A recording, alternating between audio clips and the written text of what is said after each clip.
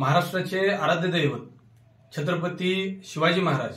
व तसेच भारतरत्न महामानव डॉक्टर बाबासाहेब आंबेडकर यांना वंदना करून मला एक सांगू इच्छितो की महाराष्ट्रामध्ये मराठा बांधवांचा जो ह्या हिवाळी अधिवेशनामध्ये सत्तेधाऱ्यांकडून म्हणजे एक प्रकारची फसवणूक झाली की एका ठिकाणी सांगायचं की तुमचे सर्व अटी आम्हाला मान्य आहेत, उपोषण सोडायला ते भाग पाडतात, परंतु दुसऱ्या गोष्टीने त्यांची खिल्ली उडवण्याचा प्रयत्न या हिवाळी अधिवेशनामध्ये आपल्याला दिसून आलेला आहे। एकाही सत्तेधाऱ्यातल्या नेत्यांनी मराठा आरक्षणाबद्दल कोणताही ठोस निर्णय बोललेला नाहीये आणि घेतलेला सुद्धा नाहीये।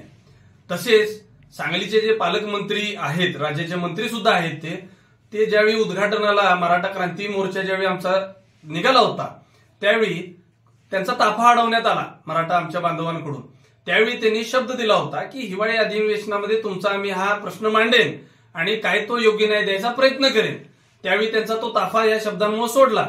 परंतु कोणत्याही प्रकारचं सुरेश भाऊ खाडे यांच्याकडून हिवाळी अधिवेशनामध्ये मराठा समाजाच्या आरक्षणाबाबत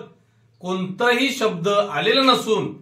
येणाऱ्या पुढच्या तुमच्या कुठल्याही कार्यक्रमाला जिल्ह्याच्या साहेब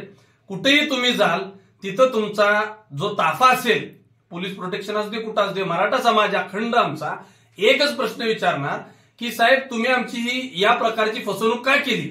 आज आपण विकास निधीमध्ये तुमच्या बोगस गप्पा, बोगस आश्वासनं, जिल्हाभर खोटेपणा आम्ही ऐकतोच साहेब, परंतु हा जो ज्वलंत मुद्दा होता हा आमच्या भावनांचा होता। आमच्या पूर्णपणे तुम्ही भावना दुखवलेल्या आहेत, त्यामुळं इथून पुढे तुम्ही कुठे कुठे जाल तिथं हाच आमचा मराठा बांधव जो आहे, सर्वपक्षीय मराठा बांधव तुम्हाला तिथे जाब विचारणार आहे, साहेब आमची तुम्ही फसवणूक का केली आणि ह्याचं तुम्हाला उत्तर प्रत्येक ठिकाणी द्यावंच लागेल।